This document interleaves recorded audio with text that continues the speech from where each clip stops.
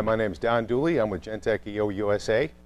We're here today to show you how to set up our M-Link Universal Power and Energy Meter. Let's take a look at what comes in the box when you purchase an M-Link. You get the instrument, a calibration certificate, a CD with software, USB drivers, and a user manual, and a 5-foot length of USB cable. Let's take a look at the connections on M-Link. There's a DB15 detector input, which is compatible with our power and energy detectors. There's an analog output. There's a green LED power lamp. There's an external trigger input BNC. This is used exclusively with our energy detectors. And there's a USB connection. For the setup today, we're going to be using one of our energy detectors, a PE3B SI silicon sensor, measuring a pulse GELF laser. Now let's go ahead and download the software and drivers. First, let's open the CD drive. Take the Gentec software CD and then place it in the drive and close it. The next screen will ask you if you want to read the files. We do. So let's open the folder to view the files. You'll see the complete content of our CD. You're going to want to double-click on software. Then there'll be a complete list of application software for all of our instruments. We're interested in the PC M-Link, so let's double-click on that. And this will provide you with a PC M-Link installer. Once we click on this, we'll start the process of installing software and drivers.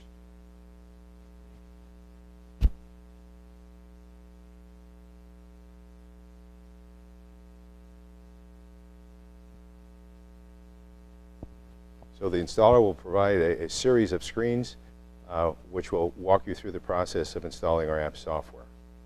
The whole process takes about 3 to 4 minutes. We've completed the installation of the application software for PC M-Link, and we've created a shortcut on our PC desktop. Let's now go ahead and make connections to the M-Link.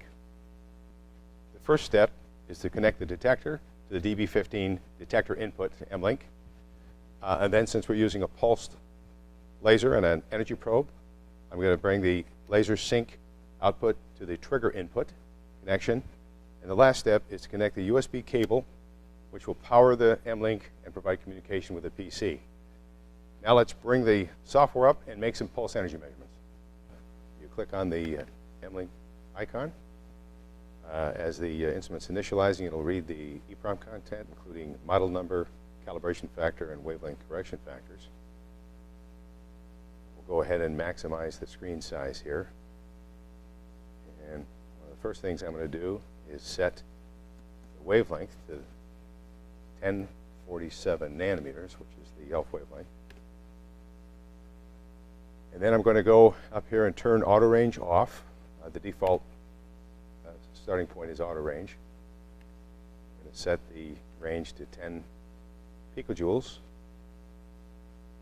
We see we're triggering, measuring about something close to 3.2 picojoules. Now let's go take a statistics set.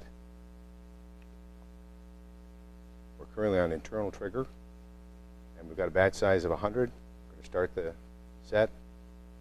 We can go back and look at the mean is 3.22 picojoules. The RMS stability is about 2.4%.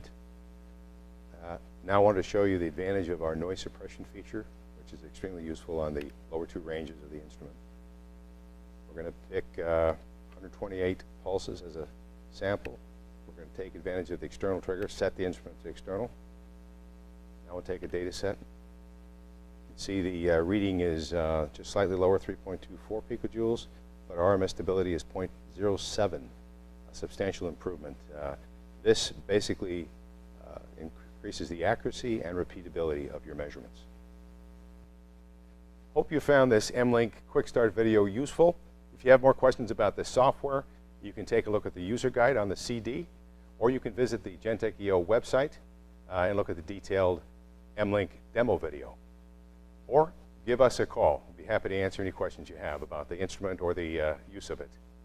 Thanks for joining us today.